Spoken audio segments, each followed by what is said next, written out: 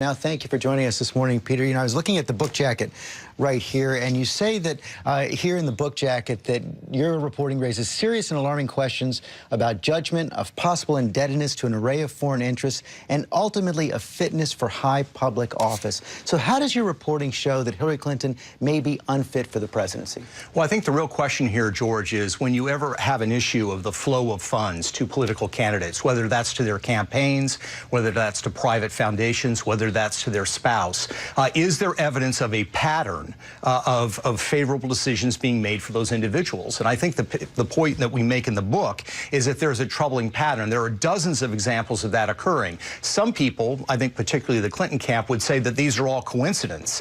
I don't think when you're talking about 12 instances, you're talking coincidence. I think you're talking trend. But you take it pretty far. You write that the pattern of behavior is troubling enough to warrant further investigation by law enforcement officers. Correct. Do you have any evidence that a crime may have been committed? Well, I think it's, if you look at a couple of recent examples, for example, Governor McConnell down in Virginia, or you look at Senator Menendez, in these cases, you didn't have evidence of a quid pro quo. What you had was funds flowing to elected officials, some of them gifts, some of them campaign contributions, and actions that were being taken by those public officials that seemed to benefit the contributors. Certainly, I think it warrants investigation. What that investigation will reveal, criminal investigation? Well, we'll see. I mean, that's what the Governor McConnell has faced, and that's what Menendez has faced. And I think the evidence here is far more widespread in terms of repeated action than there were in those two instances. As you know, the Clinton campaign says you haven't produced a shred of evidence that there was any official action as secretary that supported the interests of donors. We've done investigative work here at ABC News, found no proof of any kind of direct action. And an independent government ethics expert, Bill Allison of the Sunline Foundation, wrote this. He said, there's no smoking gun, no evidence that she changed a policy based on donations to the foundation. No smoking gun. Is there a smoking gun? Yes, the smoking gun is in the pattern of behavior. And here's the analogy I would give you. It's a little bit like insider trading. I wrote a book on congressional insider trading a couple of years ago and talked with prosecutors.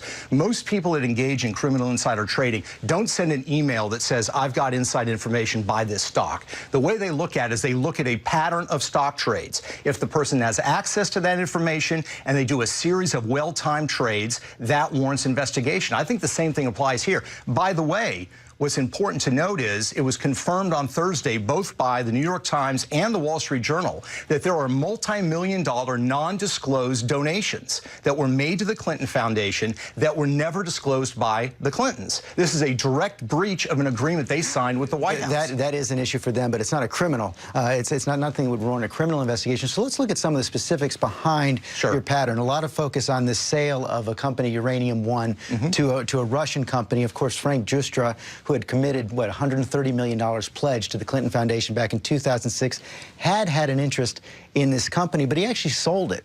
Well, he sold his stock, but his firm, Endeavor Financial, continued to do finance deals well after that. And the individuals involved in the book, as you probably read, there are 9, count them, 9 major contributors to the Clinton Foundation who were involved in that nuclear deal. The 2 individuals who were the financial advisors on the deal of the sale to the Russians, they're both major Clinton Foundation supporters. The chairman of that foundation, Ian Telfer, whose donations were not disclosed, Clinton Foundation contributor, and there are others. So this is not just about Frank Justra. This is multiple layers. But you didn't disclose in your book that he had sold the interest. Beyond that, this deal was approved by a board of the government called the CFIUS board. This actually chaired by the Secretary of Treasury, not the Secretary of State.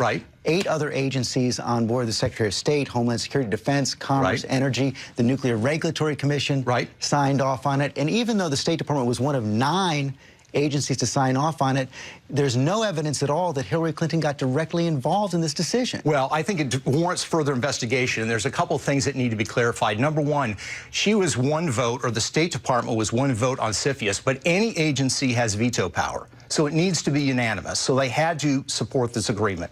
The second thing that I would say is that in the midst of all of this, Hillary Clinton was in charge of the Russian reset. She was in charge of the A123 nuclear agreements with the Russians. She was the one that was meeting with Lavrov. There were 4 senior congressmen on national security issues that raised concerns about this issue. But wait a second, there were 9 different agencies who approved it. Doesn't that suggest that that was because there was no national security concern, not not because of some nefarious influence on Hillary Clinton. But look at the 9 individuals that were on the CFIUS committee, the 9 agencies represented. Who was by far the most hawkish on CFIUS issues in the past? Hillary Clinton. She was big on rejecting the Dubai ports deal. She was big on other issues. She sponsored legislation when she was in the Senate to strengthen CFIUS. This was a signature issue for her, and this is totally out of character. But the Assistant Secretary of State who sat on the committee said she never intervened on any CFIUS issue at all. Well, I think that deserves further scrutiny. I would question that.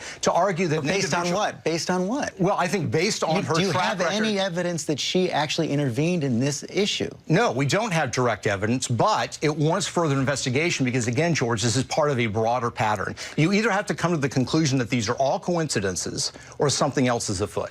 And that is, the Clintons do say it's coincidences. They say you've produced no evidence, and I still haven't heard any direct evidence, and you just said you had no evidence that she intervened here. But I do want to ask a broader question. It's been reported that you briefed several Republicans on the Senate Foreign Relations Committee, including the chairman, Bob Corker. Did you offer any briefings to Democrats? No, but I'd be glad to give them before the book's released. This was a friend that asked me, thought it would be a good idea to talk to these individuals. This was the committee that confirmed her, and I was glad to meet with them. They did not get copies of the book. They did not get any material. It was simply a verbal briefing, and I'd be glad to brief any Democrats before May 5th when the book comes out. As you know, the Democrats have said this is indication of your partisan interest. They say you used to work for President Bush as a speechwriter. You're funded by the Koch brothers. How do you respond to that? Well, George, what did I do when this book was completed? I went to the investigative unit at the New York Times, the investigative unit here at ABC. I went to the investigative unit at the Washington Post, and I shared with them my findings.